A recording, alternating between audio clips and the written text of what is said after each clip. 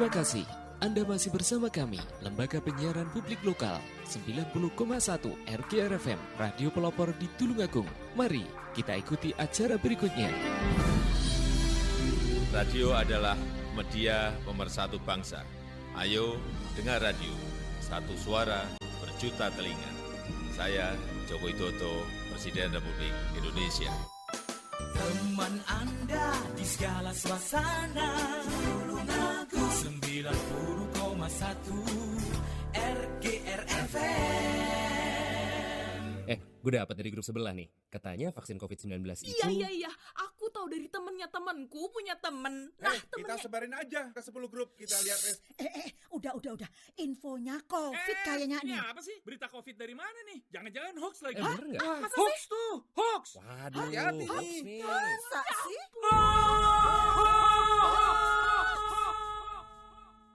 Selain virus yang mengancam, ada bahaya lain yang mengintai, yang memicu kebingungan, menghapus rasa percaya, membunuh optimisme, membangun rasa curiga. Ribuan hoax yang beredar menghambat penanggulangan pandemi. Stop hoax dari sekarang.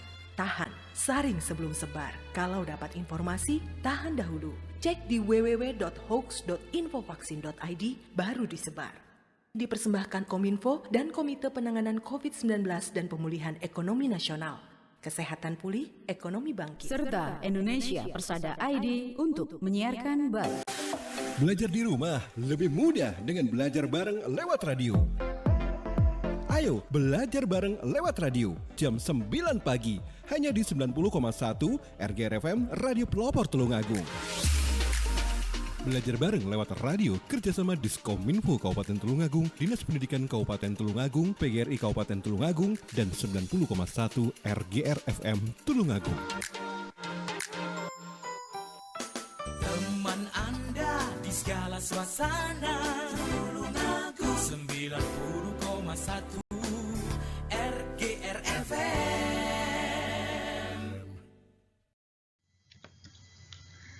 Assalamualaikum warahmatullahi wabarakatuh.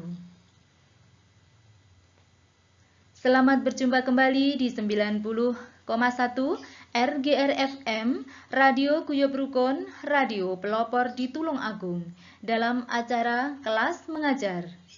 Kami hadir setiap hari mulai pukul 9 sampai pukul 10. Dengan hadirnya kami, semoga bisa menambah wawasan dan ilmu pengetahuan bagi siswa-siswi sekolah dasar yang sedang belajar di rumah selama pandemi COVID-19. Siaran pembelajaran ini terselenggara atas inisiasi PGRI Kabupaten Tulungagung, bekerja sama dengan Dinas Pendidikan Pemuda dan Olahraga Kabupaten Tulungagung dan Diskominfo Kabupaten Tulungagung, yang disiarkan melalui 90,1 RGR FM Radio Guyub Rukun Tulungagung. Selamat mengikuti. Selamat pagi dan apa kabar anak-anak hebatku di rumah? Semoga kalian selalu sehat dan selalu ingat untuk menjaga kesehatan. Selamat pagi juga untuk Bapak Ibu yang selalu sabar mendampingi putra-putrinya, agar mereka tetap semangat untuk belajar meskipun dari rumah. Semoga bersama kami belajar semakin menyenangkan. Pada hari ini, Sabtu, tanggal 3 April 2021, bersama saya, Ibu Tati Rini, kita akan belajar materi kelas 6, tema 9, menjelajah angkasa luar, subtema 3, tokoh penjelajah angkasa luar. Anak-anak hebatku, silahkan kalian mempersiapkan buku dan alat-alat tulis lainnya agar hari ini kalian bisa belajar dengan baik. Baiklah, sebelum kita mulai pembelajaran, marilah kita awali dengan berdoa menurut agama dan kepercayaan masing-masing. Dengan harapan semoga pembelajaran kita dapat berjalan lancar dan ilmu yang kita dapatkan bisa bermanfaat untuk kita semua. Berdoa disilahkan.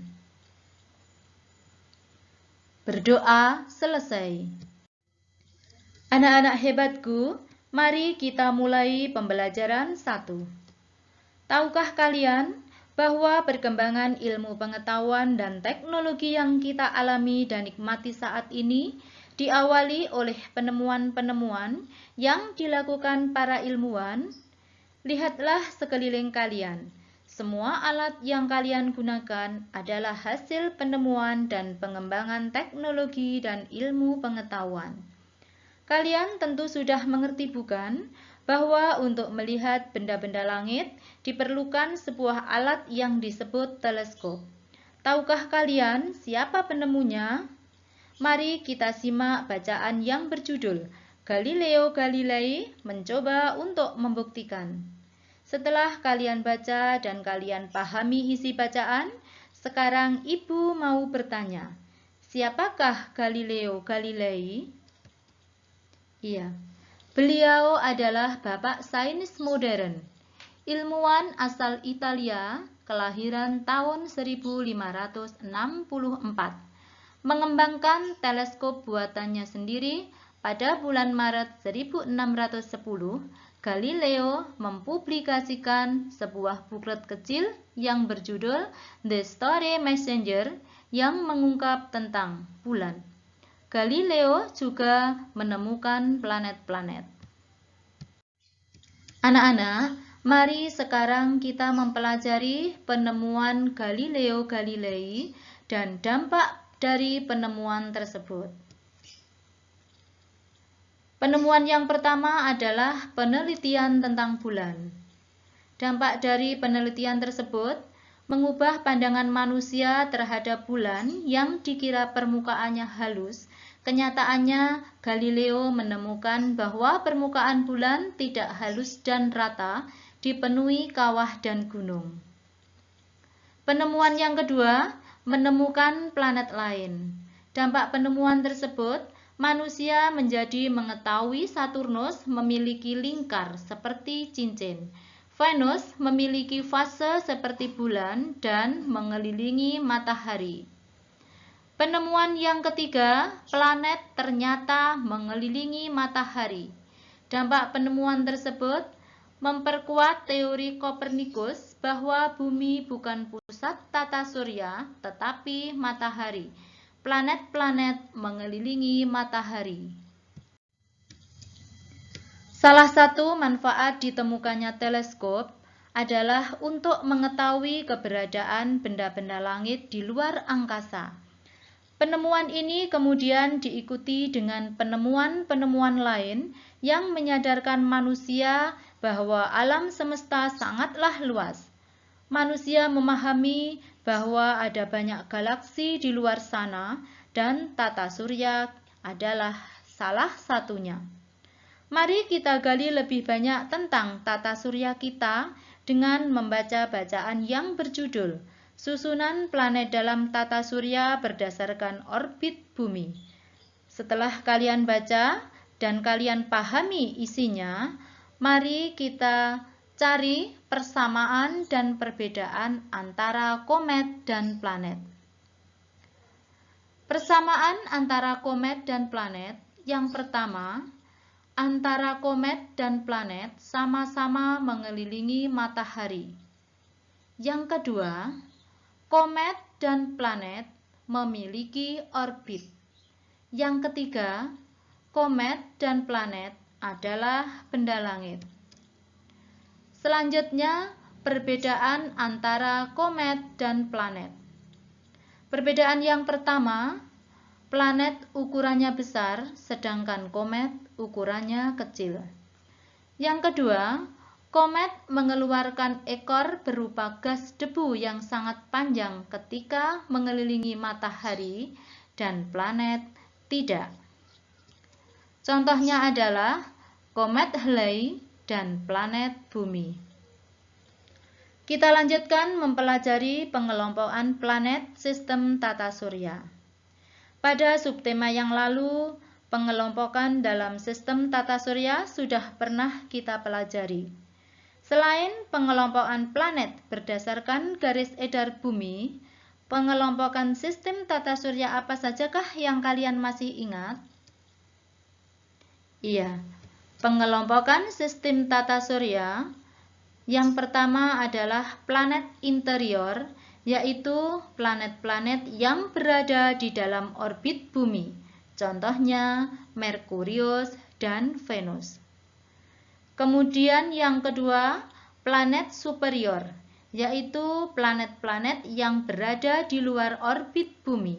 Contohnya Mars, Jupiter, Saturnus, Uranus, dan Neptunus.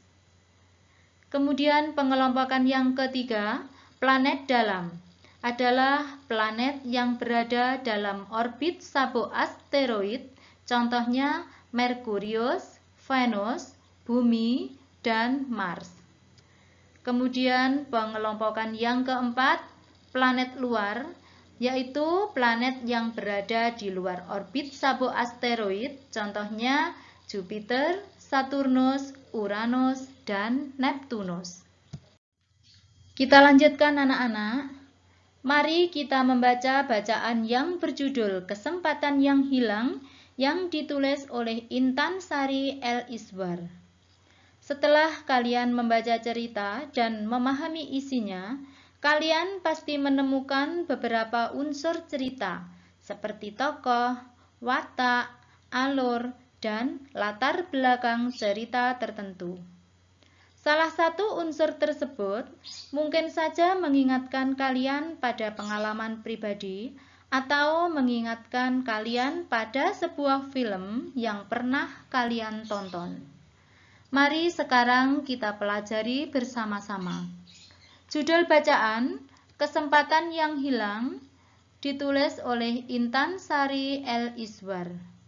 Perasaan setelah membaca cerita, malu karena pernah mengalaminya.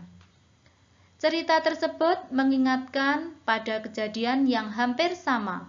Karena tidur terlalu larut, besoknya terlambat bangun pagi, akhirnya terlambat ikut, dan sama seperti Nesa. Anak-anak, menurut kalian, mengapa manusia melakukan usaha-usaha penemuan sesuatu yang baru? Apakah manfaatnya?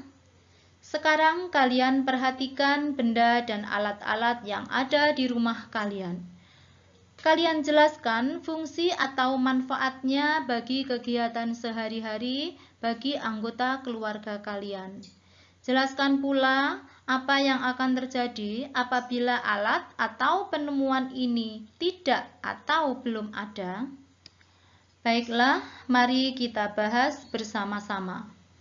Contoh benda-benda yang ada di rumah. Yang pertama, batu baterai untuk sumber energi alat listrik. Penemu Alessandro Volta. Apabila tidak atau belum ada, alat listrik tidak menyala. Yang kedua, radio untuk sumber informasi dan hiburan. Penemunya C. Marconi. Apabila tidak atau belum ada, informasi susah didapat. Yang ketiga, aspirin untuk menurunkan demam. Penemunya Felix Hoffmann. Apabila tidak atau belum ada, demam tetap tinggi. Yang keempat, sepeda untuk alat transportasi. Penemunya Friedrich Karl von Drais. Apabila tidak atau belum ada, perjalanan membutuhkan waktu lama. Yang kelima, termometer untuk mengukur suhu. Penemu Galileo Galilei. Apabila tidak atau belum ada, sulit mengukur suhu. Anak-anakku yang selalu hebat, kita lanjutkan pada pembelajaran 2. Bacalah dengan seksama sebuah artikel yang berjudul Penemu Teleskop Pertama. Setelah kalian baca dan kalian pahami isinya, Ibu akan bertanya, siapakah Frederick William Herschel?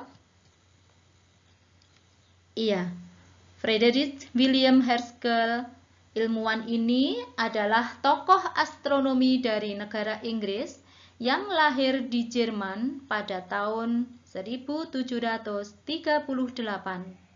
menciptakan sebuah teleskop yang bisa digunakan untuk menemukan planet Uranus pada tahun 1782. Anak-anak, tahukah kalian bahwa para ahli astronomi membagi planet-planet dalam tata surya menjadi dua kelompok menurut orbit asteroid? Kumpulan asteroid yang membentuk sabuk asteroid berada di antara planet Mars dan Jupiter. Kumpulan asteroid ini juga berputar mengelilingi matahari dalam orbitnya. Para ahli membagi planet-planet dalam tata surya berdasarkan orbit asteroid ini menjadi dua kelompok, yaitu planet dalam dan planet luar. Planet dalam adalah planet-planet dalam tata surya yang berada di dalam orbit asteroid. Yang termasuk planet dalam adalah planet Merkurius, Venus, Bumi, dan Mars. Sedangkan yang termasuk planet luar adalah Jupiter, Saturnus, Uranus, dan Neptunus. Selain keduanya dipisahkan oleh sabuk asteroid, tahukah kalian apa yang membedakan planet dalam dan planet luar? Mari kita pelajari bersama-sama. Coba kalian perhatikan tabel berikut. Ada faktor pembeda dari planet dalam dan planet luar.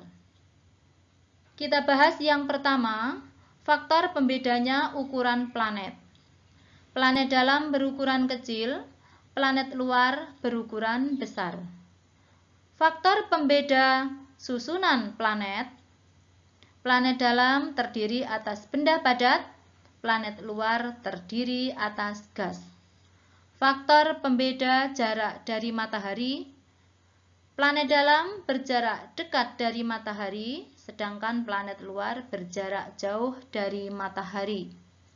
Faktor pembeda yang keempat, waktu yang dibutuhkan planet untuk mengelilingi matahari. Planet dalam mengelilingi matahari dalam waktu yang pendek, sedangkan planet luar mengelilingi matahari dalam waktu yang panjang. Kita lanjutkan anak-anak, mempelajari tentang surat. Pernahkah kalian menulis dan mengirimkan surat? Iya, pasti kalian sudah pernah semua menulis dan mengirimkan surat, baik itu kepada teman maupun kepada orang lain. Sekarang, mari kita mempelajari surat yang menceritakan pengalaman berkunjung ke tempat yang menarik. Di sini ada contoh surat yang ditulis oleh Akila dan ditujukan kepada Rina.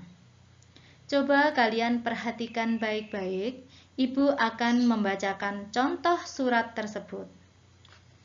Sahabatku Rina. Hai Rina, bagaimana kabarmu? Semoga baik-baik saja. Oh iya, saat ini aku sedang berkunjung ke Yogyakarta bersama ayahku. Kamu suka makan gudeg kan? Di sini banyak penjual gudeg dan rasanya enak. Tenang, aku sudah siapkan 1 kardus gudeg untuk kamu nanti. Mungkin aku baru bisa kembali ke rumah minggu depan. Jadi, sabar ya menunggu oleh-olehnya. Sudah dulu ya surat dariku. Aku mau lanjut makan gudeg. Sampai jumpa lagi. Salam hangat, Akila. Anak-anak, sekarang kita lanjutkan mempelajari seni patung konstruksi. Kalau kalian perhatikan, di sekeliling kita terdapat beberapa contoh seni kerajinan patung yang menggunakan teknik merakit. Salah satunya yang dilakukan Pak Ujang dari Bandung. Beliau membuat miniatur kendaraan skuter berbahan kaleng bekas minuman. Dengan menggunakan alat sederhana seperti gunting, lem, penggaris, dan tang, Pak Ujang mampu merangkai potongan kaleng bekas tersebut menjadi miniatur skuter. Ada juga seniman asal Kota Malang, Pak Ono Sumarsono, yang membuat seni patung logam dengan bahan besi tua bekas pakai. Dengan menggunakan bahan logam yang berat tersebut, Pak Ono berhasil menciptakan beberapa patung raksasa bertema hewan seperti buaya dan kura-kura. Dengan keahliannya, ia berhasil merakit potongan bahan-bahan dari besi tua, lalu menyambungnya hingga membentuk sebuah patung hewan raksasa. Berdasarkan hal tersebut, sekarang kalian perhatikan gambar dan jelaskan alat dan bahan yang digunakan pada patung dan tema yang disajikannya. Coba kalian amati gambar yang pertama. Apa tema dan alat yang bahan yang digunakan? Ya, tema patung adalah motor. Alat dan bahan yang digunakan tang, lem, besi bekas ukuran kecil. Kalian lihat gambar yang kedua. Tema patung robot Gundam. Alat dan bahan yang digunakan kardus, gunting, dan lem. Kemudian kalian perhatikan gambar yang ketiga. Tema patung helikopter, alat dan bahan yang digunakan gunting, lem, botol air minuman bekas, sedotan, dan bola tenis meja. Kalian amati gambar yang keempat. Tema patung kendaraan mobil-mobilan. Alat dan bahan yang digunakan gunting, lem, lidi, jarum, dan wadah air plastik bekas. Kita lanjutkan mengamati gambar yang kelima. Tema patung hewan rusa. Alat dan bahan yang digunakan lem dan kayu bekas. Selanjutnya gambar yang terakhir. Tema patung figur arang. Alat dan bahan yang digunakan tang, garpu, sendok bekas, dan lem. Nah anak-anak, dari contoh-contoh gambar serta alat dan bahan yang digunakan untuk membuat patung, kalian bisa membuat patung dengan alat dan bahan sederhana yang ada di sekeliling kalian dengan tema sesuai dengan yang kalian inginkan. Anak-anak hebatku yang selalu ibu banggakan, kita lanjutkan pada pembelajaran 3. Pernahkah kalian mendengar tentang seseorang yang bernama Buzz Aldrin? Ayo bersama-sama kita menggali informasi lebih dalam tentang Edwin Eugene Aldrin, atau lebih sering dipanggil Buzz Aldrin. Lahir di Amerika Serikat pada 20 Januari 1930. Awalnya ia hanyalah seorang mekanik yang pandai memperbaiki mesin. Tetapi sekarang ia dikenal sebagai seorang yang mampu merancang dan memperbaiki mesin, dapat menerbangkan pesawat, dan pernah menginjakkan kakinya di bulan. Bersama dua rekannya Neil Armstrong dan Michael Collins pergi menjelajah angkasa luar. Pada tanggal 20 Juli 1969, Buzz dan Neil menginjakkan kakinya di bulan, sementara rekan lainnya Michael tetap berada di orbit. Sebelum ia menjadi astronot, Buzz juga merupakan seorang tentara angkatan udara Amerika Serikat. Buzz mendapatkan gelar doktor, ia pun terpilih NASA dan menjadi astronot di kelompok terbang yang ketiga. Para astronot menuju ke bulan dari bumi dengan menaiki alat transportasi berupa pesawat luar angkasa atau pesawat ulang-alik.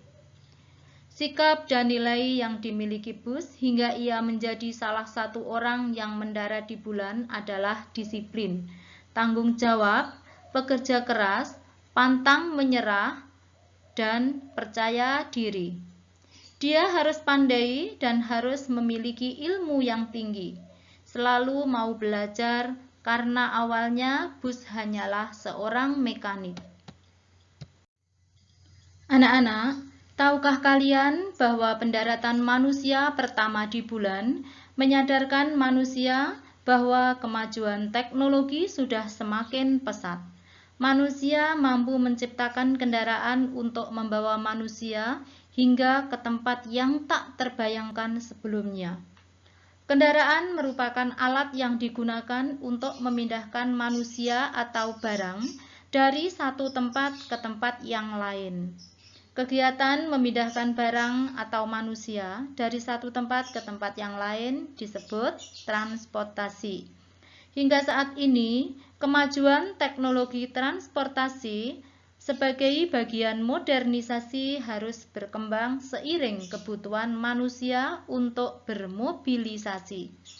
Apa sajakah dampak kemajuan teknologi transportasi ini bagi kehidupan bermasyarakat? Sekarang, mari kita membaca bacaan yang berjudul Modernisasi Teknologi Transportasi. Setelah kita baca, mari kita simpulkan bersama-sama. Yang pertama adalah transportasi darat atau transportasi yang masih tradisional. Umumnya tidak bermesin, contohnya adalah sepeda, becak, cikar, dan gerobak. Sepeda, becak, dan cikar dapat digunakan sebagai alat angkutan barang dan penumpang, sedangkan gerobak digunakan untuk alat angkutan barang. Alat angkutan darat tradisional pada umumnya hanya melayani pengangkutan jarak dekat. Yang kedua, alat angkutan darat modern pada umumnya menggunakan mesin dengan kekuatan dan kemampuan yang berbeda-beda. Alat transportasi modern terdiri atas kendaraan penumpang dan kendaraan angkutan barang. Kendaraan penumpang seperti sepeda motor, bemo, mobil, bus, dan kereta api. Sedangkan kendaraan angkutan barang antara lain truk, truk tangki, kereta api barang, dan mobil box. Alat angkutan darat modern dapat melayani pengangkutan jarak dekat maupun jarak jauh, seperti antar kota dan antar provinsi. Perusahaan negara yang melayani angkutan darat yaitu PT Damri atau singkatan dari Jawatan Angkutan Motor Republik Indonesia dan PT KAI atau Kereta Api Indonesia Persero. Modernisasi memang memberikan banyak dampak, baik langsung maupun tidak langsung. Demikian juga dengan dampaknya terhadap sistem transportasi darat saat ini. Sekarang, mari kita bahas dampak positif dan negatif dari modernisasi sistem transportasi darat terhadap kelangsungan hidup masyarakat maupun dampaknya terhadap lingkungan. Baiklah anak-anak, sekarang kita bahas dampak positif terhadap kehidupan masyarakat. Yang pertama, bisa membantu masyarakat mengangkut barang banyak dan bepergian jarak jauh. Yang kedua, membuat makin murahnya biaya transportasi umum. Yang ketiga, mampu mempersingkat waktu. Yang keempat, membuka peluang usaha. Kemudian, dampak negatif terhadap kehidupan masyarakat. Yang pertama, rumah bisa digusur untuk pelebaran jalan atau pembangunan jalur kereta api. Bising dengan suara mesin menimbulkan ketergantungan. Yang kedua, meningkatkan angka kecelakaan lalu lintas. Yang ketiga, menimbulkan kemacetan. Yang keempat, menimbulkan polusi suara. Kita lanjutkan dampak positif terhadap lingkungan. Kemunculan teknologi transportasi yang ramah lingkungan. Dan yang terakhir, dampak negatif terhadap lingkungan. Yang pertama, polusi akibat kendaraan yang tidak ramah lingkungan. Hutan ditebang untuk membangun jalur transportasi. Yang kedua, menyebabkan polusi udara. Yang ketiga, menyebabkan kemacetan. Yang keempat, minyak bumi menjadi berkurang atau langka. Dan yang keenam, berkurangnya area hijau atau pertanian. Anak-anak, pasti kalian semua sudah pernah berkunjung ke tempat wisata bersama keluarga pada waktu libur. Sekarang, bacalah cerita tentang wisata Batik Trusmi yang ditulis oleh Hamidah Jauhari. Sebuah cerita dapat mengingatkan kepada pengalaman sendiri atau pengalaman orang lain yang diceritakan kepada kita, atau bahkan dapat mengingatkan terhadap film yang pernah ditonton sebelumnya. Sebelumnya, Ibu mau bertanya, apakah yang dimaksud dengan film? Iya, film adalah gambar bergerak yang secara audiovisual dapat ditangkap indera. Film yang dimaksud adalah film-film yang baik, yang berdurasi panjang maupun pendek, yang dapat ditonton di bioskop, televisi, atau media yang lain. Setelah kalian membaca cerita fiksi tersebut, sekarang kalian jelaskan isi ceritanya dengan membuat tulisan satu paragraf di setiap bagian cerita, yaitu di awal, tengah, dan akhir cerita. Ya, mari kita bahas bersama-sama. Bagian awal cerita, kalimatnya, Lulu pulang dengan muka cemberut karena harus memakai baju batik di pameran sekolah. Kemudian bagian tengah cerita, Lulu, Naila, dan Mama pergi ke Batik Trusmi. Selanjutnya yang ketiga, bagian akhir, Lulu memilih dan menjadi suka dengan batik, sudah tidak menganggap batik hanya untuk orang dewasa.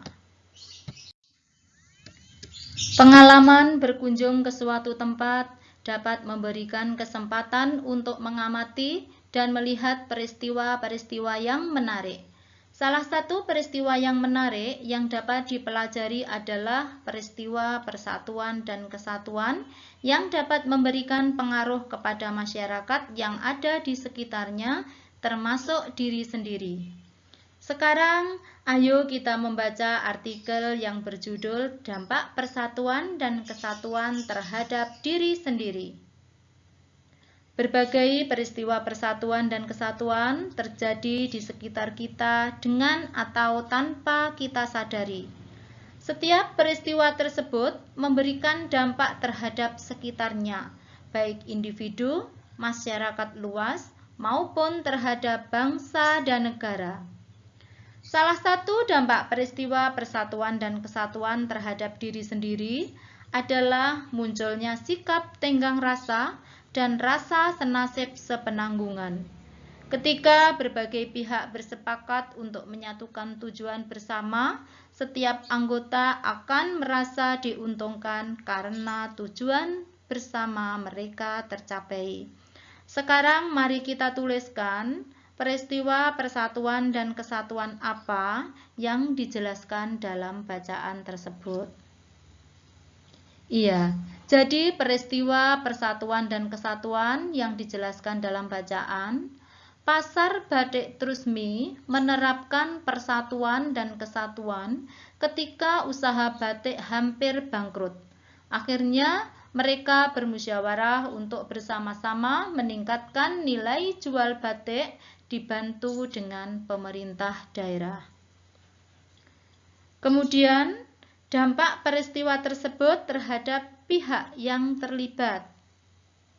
Kita tuliskan dampak peristiwa tersebut terhadap setiap pihak yang terlibat adalah pelaku usaha batik akhirnya dapat kembali bangkit. Produksi batik bisa lebih efisien dan efektif. pembeli mudah mendapatkan batik. Pemerintah daerah mendapatkan pendapatan dari pajak penjualan dan pajak daerah karena produksi dan kunjungan warga ke pasar batik Trusmi. Semua pihak mendapat manfaat. Anak-anakku yang hebat, kalian masih tetap semangat bukan? Iya, terima kasih. Mari kita lanjutkan pada pembelajaran 4. Perkembangan ilmu pengetahuan dan teknologi memberikan kesempatan untuk mengetahui lebih banyak tentang kemungkinan kehidupan di luar bumi. Hal ini juga mendorong semakin canggihnya teknologi transportasi udara. Salah satu hasilnya, berkembangnya ilmu pengetahuan dan teknologi adalah kebutuhan manusia untuk melakukan transportasi udara. Transportasi udara yang dikembangkan adalah yang menggunakan energi alternatif untuk mengurangi pemakaian bahan bakar fosil yang mencemari lingkungan. Seorang penemu balon berkebangsaan Swiss yang bernama Bertrand Piccard yang bekerja sama dengan sebuah perusahaan dari Swiss melakukan uji coba dalam pembuatan pesawat berbahan bakar energi matahari.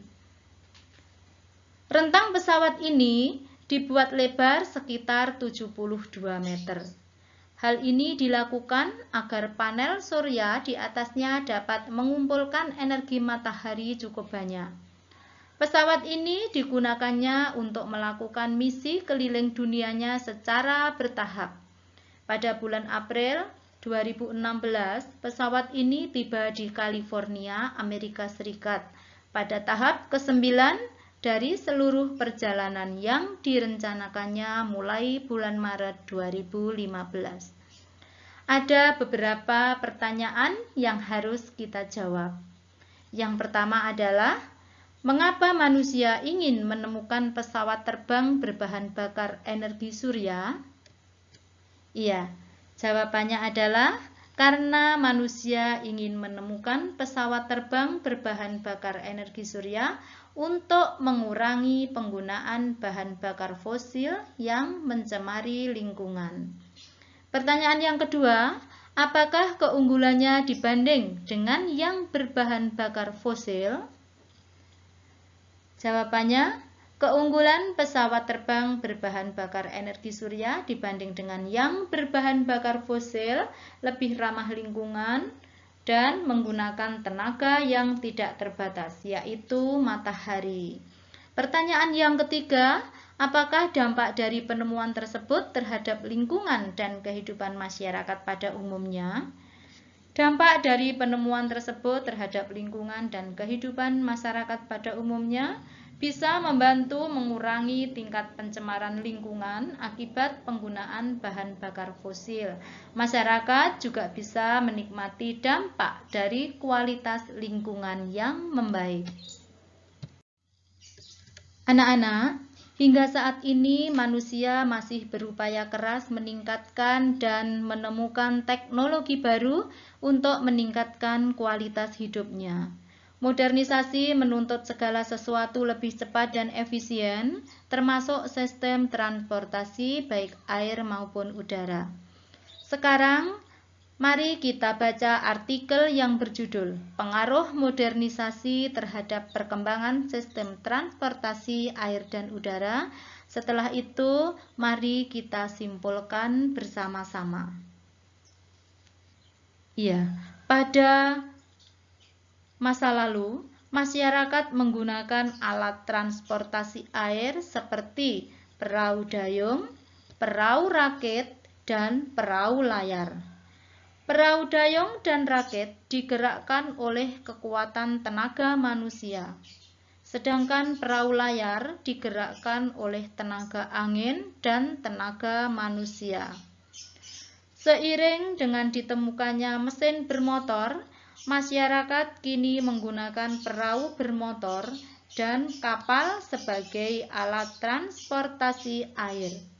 Kapal-kapal modern dapat mengangkut barang bertonton serta dapat menempuh jarak yang sangat jauh.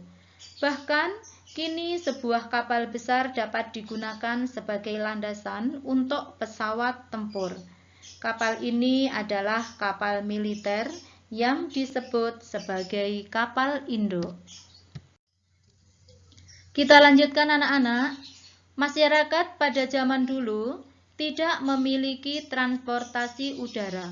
Mungkin zaman dulu transportasi udara yang paling canggih adalah balon udara. Perjalanan dengan menggunakan pesawat terbang lebih cepat dibandingkan dengan angkutan darat dan angkutan laut.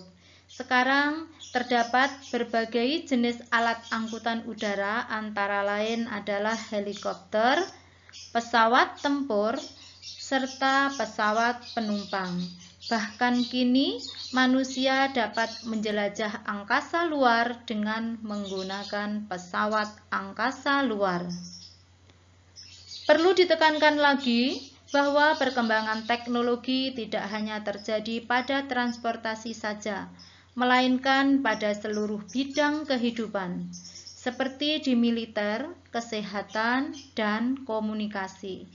Namun, perkembangan teknologi ini lambat laun memiliki dampak negatif seperti polusi udara akibat semakin banyaknya kendaraan bermotor.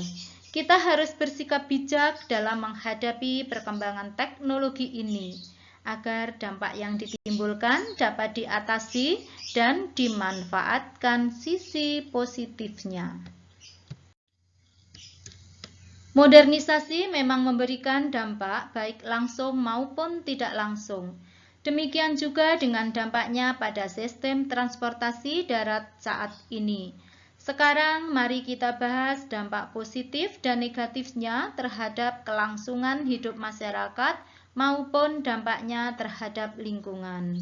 Coba kalian perhatikan anak-anak, dampak modernisasi terhadap sistem transportasi air dan udara. Kita mulai dampak positif terhadap kehidupan masyarakat adalah menunjang mobilitas penduduk, memudahkan distribusi barang dan jasa, serta memudahkan interaksi antar penduduk. Kemudian dampak negatif terhadap kehidupan masyarakat adalah semakin banyak kecelakaan, meningkatnya kriminalitas, dan kesenjangan sosial. Selanjutnya, dampak positif terhadap lingkungan adalah lingkungan dikelola dengan baik untuk mendukung kegiatan transportasi. Transportasi yang sudah menggunakan bahan bakar ramah lingkungan tidak akan mencemari lingkungan. Kita lanjutkan, dampak negatif terhadap lingkungan adalah mencemari lingkungan akibat penggunaan bahan bakar fosil, pemanasan global, dan menipisnya bahan bakar fosil. Jadi dapat disimpulkan, modernisasi transportasi udara dan laut bermanfaat bagi kehidupan manusia. Bisa untuk mengangkut banyak barang dengan jarak yang sangat jauh, namun bisa merusak lingkungan akibat penggunaan bahan bakar fosil. Perkembangan alat transportasi telah memberikan banyak kemudahan kepada masyarakat penggunanya. Berbagai alat transportasi telah silih berganti seiring dengan perkembangan teknologi.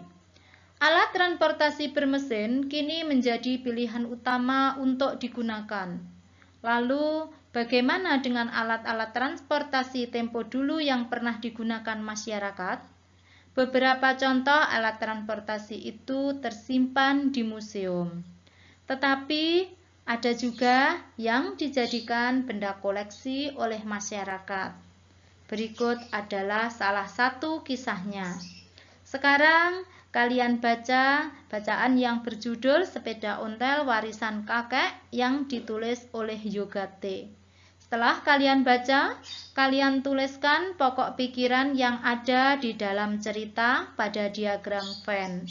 Setelah itu, kalian tuliskan juga pokok pikiran dari pengalaman atau dari film yang pernah kalian tonton.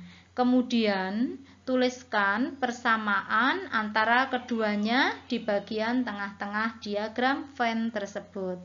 Sekarang mari kita bahas bersama-sama. Kalian perhatikan anak-anak, judul bacaannya Sepeda Ontel Warisan Kakek, penulis Yoga T. Pokok pikiran dari cerita kita tuliskan pada diagram Venn. Bunyinya, ayah Didin mempunyai sepeda ontel. Didin sering diantarkan pergi ke sekolah oleh ayah dengan sepeda ontel tersebut. Didin lama-lama malu diantarkan ayahnya dengan sepeda ontel tersebut dan selalu mencari alasan agar tidak diantar oleh ayahnya. Suatu hari saat pulang sekolah, Didin lelah dan kehausan karena harus berjalan sendiri pulang ke rumah. Beruntung ayah Didin menyusulnya. Didin menyesal karena menyepelekan sepeda ontel milik ayahnya. Dan ia meminta maaf kepada ayahnya serta berjanji akan merawat sepeda ontel tersebut. Sekarang kita lihat pokok pikiran dari pengalaman pribadi atau dari film yang pernah kita tonton. Pamanku mempunyai sepeda kuno peninggalan dari kakek. Sepeda tersebut jarang terpakai karena pamanku jika bepergian menggunakan sepeda motor yang kondisinya sering rewel. Suatu hari sepeda motor pamanku rusak dan membutuhkan biaya besar untuk memperbaikinya. Akhirnya pamanku menjual sepeda kuno peninggalan kakek dan uang hasil penjualan sepeda kuno tersebut digunakan untuk membeli sepeda motor baru. Kemudian anak-anak, kita tuliskan kesamaan dari kedua pokok pikiran tersebut. Sepeda jenis ontel tersebut dihargai dengan harga yang tinggi oleh para pecinta sepeda antik. Anak-anak hebatku, kita lanjutkan membaca sebuah artikel yang berjudul Sepeda Ontel Banjiri Kota Bandung. Setelah kalian baca, kalian analisis artikel tersebut dengan mencari dampak persatuan dan kesatuan terhadap masyarakat sekitar. Mari sekarang kita bahas bersama dengan memperhatikan tabel berikut. Kegiatan menyanyikan lagu Halo Halo Bandung, dampaknya terhadap komunitas, mengobarkan semangat persatuan dan kesatuan di kalangan anggota komunitas.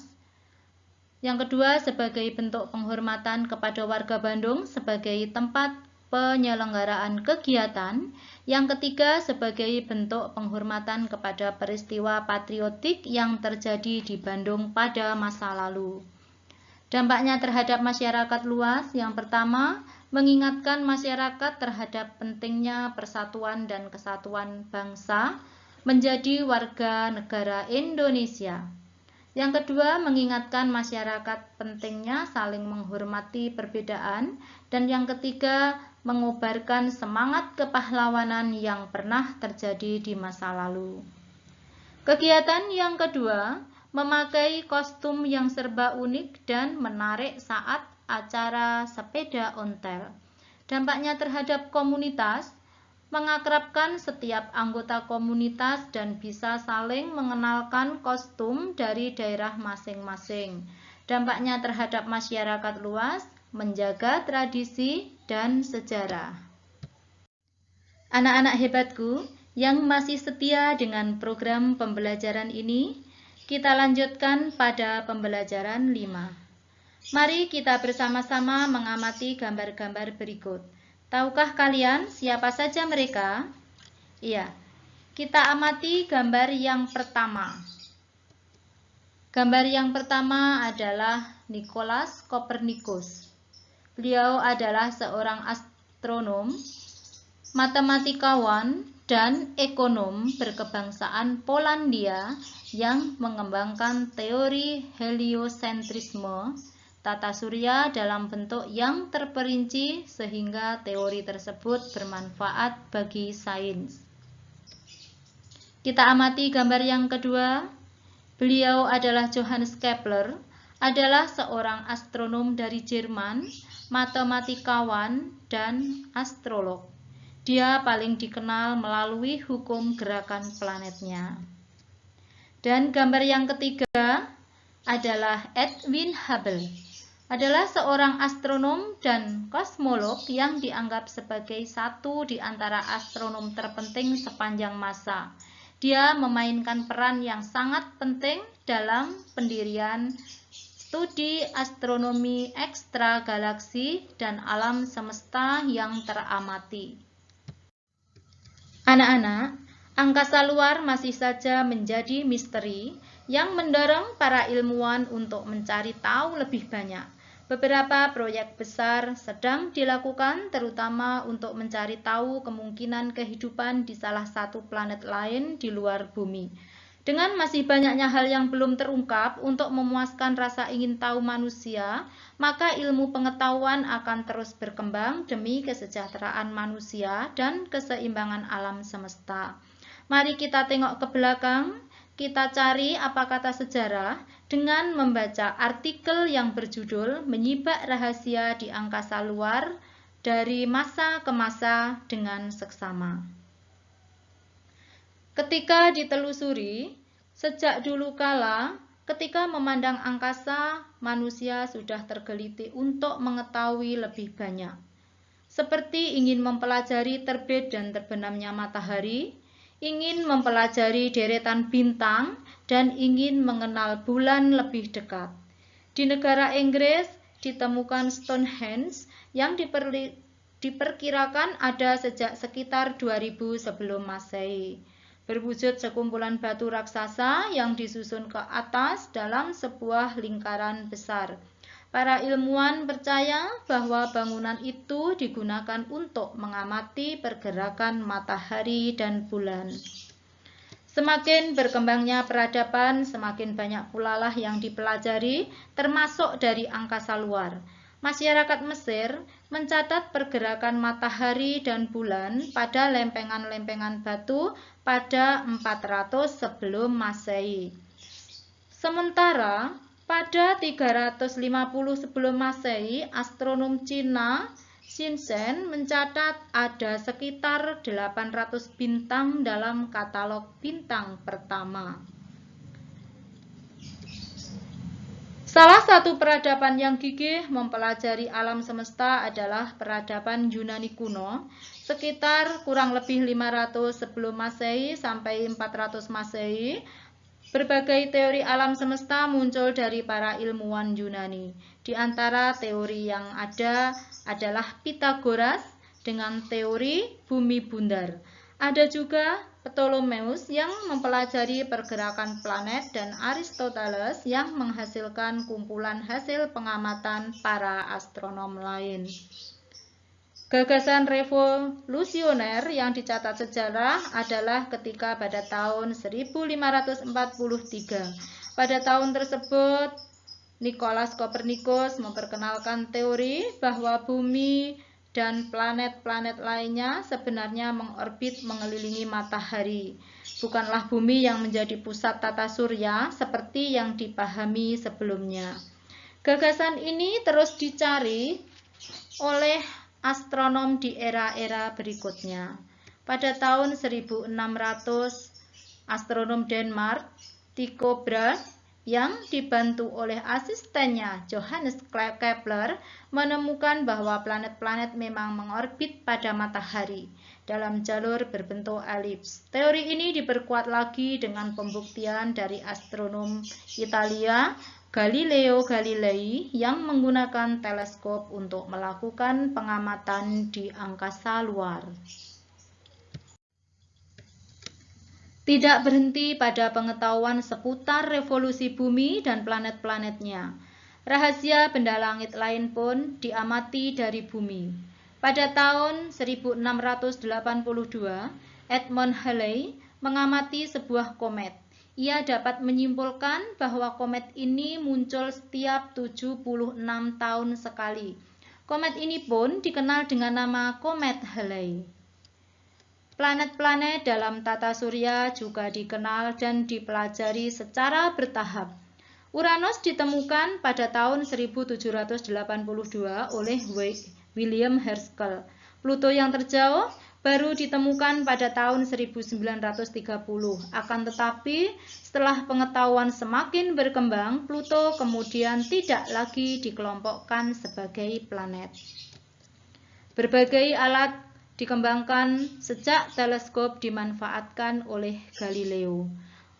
Untuk mengamati angkasa luar, pada tahun 1918, teleskop Hooker mulai dioperasikan.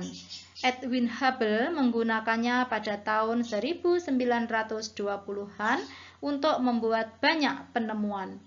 Semakin jelas wujud benda di angkasa luar ketika pada tahun 1990 teleskop angkasa luar Hubble dikirim memasuki orbit di angkasa luar.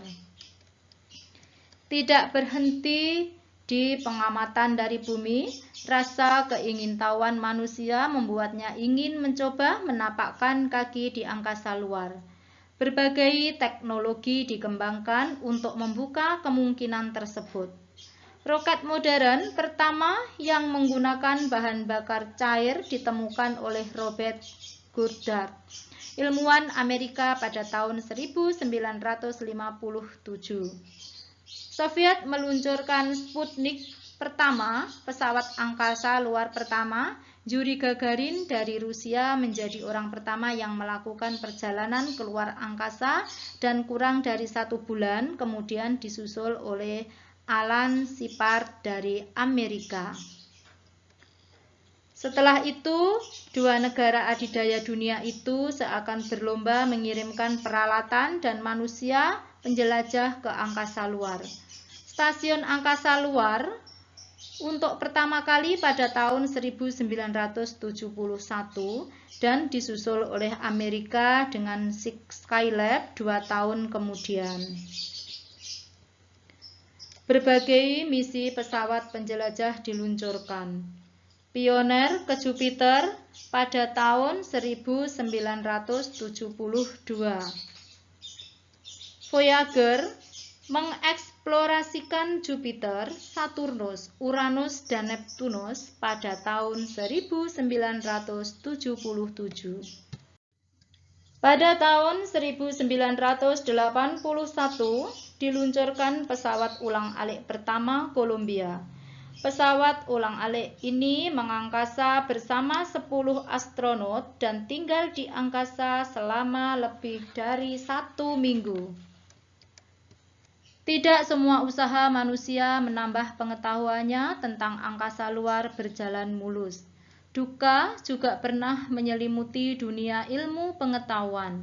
Pada tahun 1986, pesawat ulang-alik Challenger meledak setelah lepas landas. 7 astronot yang ada di dalamnya turut menjadi korban. Kemudian, pada tahun 1990, teleskop Hubble kembali dikirim ke angkasa luar. Cerita dari penjelajahan juga tidak tersampaikan sepenuhnya ketika pada tahun 2003 pesawat ulang-alik Columbia bersama 7 astronotnya hancur lebur dalam perjalanan pulangnya ke bumi setelah 16 hari di luar angkasa. Anak-anak, usaha penemuan tidak sekejap berhasil. Akan tetapi, rasa ingin tahu manusia mengasah semangatnya untuk pantang menyerah menjelajah angkasa luar guna membuka wawasan baru bagi warga bumi. Sekarang kalian baca cerita yang berjudul Kado Ulang Tahun Ibu yang ditulis oleh Diana Caritas. Setelah kalian baca, kalian ikuti kegiatan berikut. Yang pertama, tuliskan bagian yang paling kalian sukai dari cerita fiksi yang telah kalian baca dalam tulisan 1 paragraf dan jelaskan alasan mengapa kalian menyukainya. Yang kedua, tuliskan pengalaman yang pernah kalian alami atau kalian tonton pada film. Yang ketiga, jelaskan persamaan dan perbedaan cerita tersebut dengan peristiwa yang pernah kalian alami atau yang pernah kalian tonton dari sebuah film. Bagaimana anak-anak? Apakah ada yang ingin menjawab? Ya, bagus sekali. Yang pertama, bagian yang paling disukai dari cerita tersebut adalah ketika Amir menceritakan pengalamannya saat memberikan kado ulang tahun pada ibunya. Ide tersebut yang menginspirasi adalah Sakif. Kemudian yang kedua, pengalaman yang didapat membelikan kakak sebuah kado barang kesukaannya. Yang ketiga, persamaan antara cerita dan pengalaman. Saya juga pernah bingung seperti Sakif ketika memikirkan kado apa yang tepat buat kakak. Lalu saya bercerita ke teman dan dia memiliki ide yang bagus. Perbedaan antara cerita dan pengalaman, kisah Sakif memberikan kado berupa hasil karyanya, berbeda dengan saya yang membeli kado. Hal itu saya lakukan karena barang yang disukai oleh kakak bukanlah barang yang bisa dibuat sebagai prakarya. Anak-anak hebatku, sekarang kita sampai pada pembelajaran 6. Coba kalian amati gambar atau foto yang pertama. Beliau adalah Yuri Gagarin, adalah seorang astronot yang berasal dari Rusia. Ia adalah orang pertama yang pergi ke angkasa luar dan masuk ke orbit bulan pada tahun 1961. Kemudian kalian amati gambar atau foto yang kedua. Beliau adalah Dr. Pratiwi Sudarmono, adalah wanita Indonesia yang pertama lolos seleksi NASA untuk menjelajah angkasa luar. Sedianya ia akan diberangkatkan sebagai kru spesialis dalam peluncuran satelit Indonesia, yakni Palapa B3. Namun sayang, pada tahun 1986, pesawat ulang-alik Challenger meledak dalam penerbangannya. Oleh karena itu, NASA membatalkan penerbangan dan Palapa B3 diluncurkan tanpa kehadiran astronot Indonesia. Setelah membaca keterangan singkat tentang kegiatan para ilmuwan untuk menjelajah angkasa luar tadi, kalian buat beberapa pertanyaan tentang segala hal yang ingin ketahui. Misalnya, bagaimana kehidupan para astronot selama berada di angkasa luar. Bagaimana anak-anak? Kalian sudah bisa membuat pertanyaan dan menjelaskan jawabannya? Iya, baik sekali. Mari kita bahas bersama-sama. Pertanyaan yang pertama, bagaimana para astronot makan? Jawabannya, cara memenuhinya, astronot makan dengan cara memakan makanan kemasan dan cara makannya dibungkus dan diletakkan di atas nampan dengan sebuah jaring-jaring agar makanan tetap pada posisinya. Pertanyaan yang kedua, bagaimana para astronot tidur? Jawabannya, cara memenuhinya adalah astronot tidur dengan cara memakai sebuah kantong khusus. Keadaan luar angkasa di dekat pesawat memungkinkan suara bising, sehingga saat tidur mereka harus memakai penutup telinga. Pertanyaan yang ketiga, bagaimana astronot mandi? Cara memenuhinya, astronot mandi dengan cara memakai peralatan mandi seperti biasa, namun bedanya sabun dan sampo yang digunakan khusus dan tidak mengeluarkan busa. Pertanyaan yang keempat, bagaimana astronot memasak? Cara memenuhinya, astronot memasak dengan cara menyeduh bahan makanan khusus yang instan dan memang disediakan dengan langkah memasak yang mudah. Kita lanjutkan pertanyaan yang kelima anak-anak.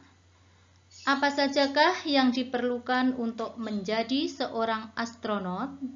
Jawabannya, yang diperlukan untuk menjadi seorang astronot adalah yang pertama, daya tahan tubuh yang kuat.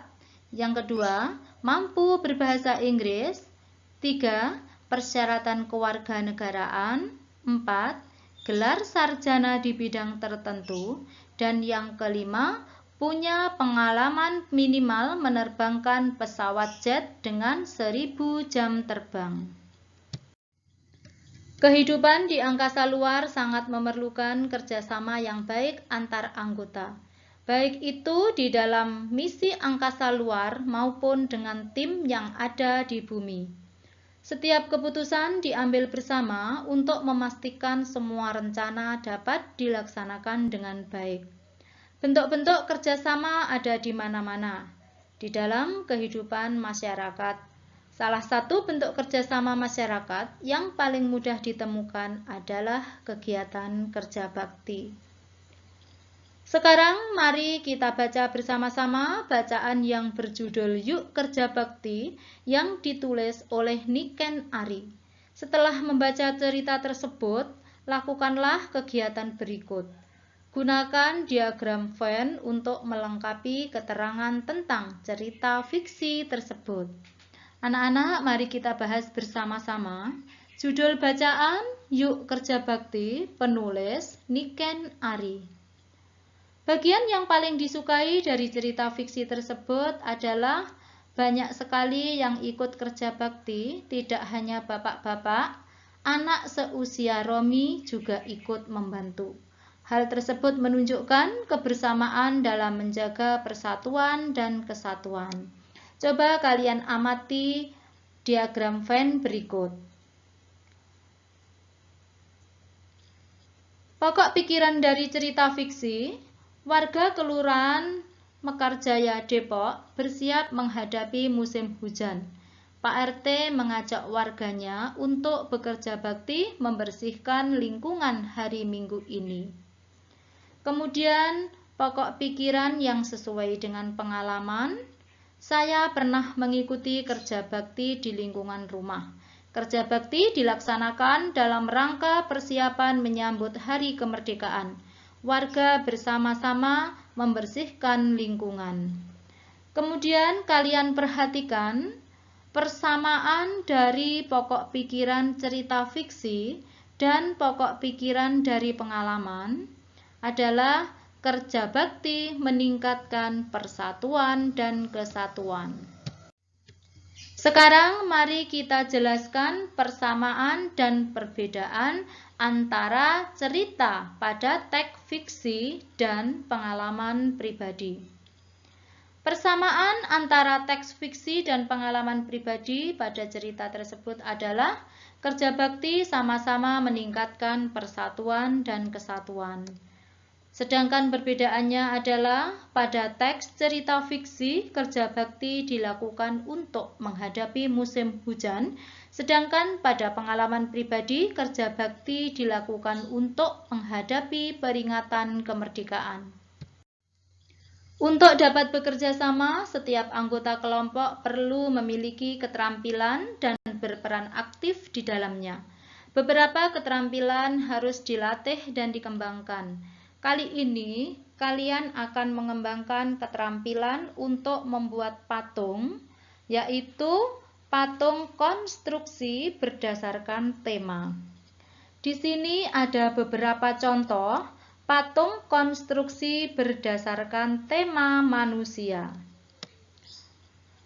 Untuk membuat patung konstruksi dengan tema manusia, kalian perlu melakukan tahapan-tahapan yang khusus.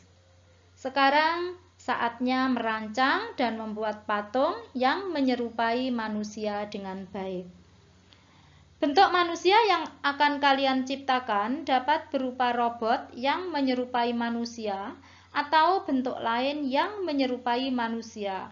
Hal utama dan pertama yang harus kalian lakukan adalah membuat rancangan dalam bentuk gambar. Kalian mulai dengan rancangan sederhana dan ukuran yang tidak terlalu besar. Ukuran patung yang besar tentu akan memerlukan bahan yang lebih banyak dan waktu pengerjaan yang lebih lama. Langkah kedua adalah mencari bahan-bahan dan alat-alat yang tersedia dan diperlukan untuk membuatnya. Setelah bahan dan alat tersedia, kalian siap untuk merangkainya. Anak-anak hebatku, kita sudah membahas materi tematik kelas 6, tema 9, subtema 3. Terima kasih atas kebersamaannya hari ini. Sebelum Ibu undur diri, Ibu selalu berpesan, tetap jaga kesehatan dan tetap semangat untuk rajin belajar. Ingat kata bijak, ilmu tidak akan pernah ada habisnya. Jadi, jangan pernah berpikir untuk berhenti belajar. Sebab, kehidupan tidak akan pernah berhenti untuk mengajarkanmu. Mohon maaf apabila ada kesalahan. Wassalamualaikum warahmatullahi wabarakatuh. Teman Anda di segala suasana, Tulungagung 90,1 RGR FM.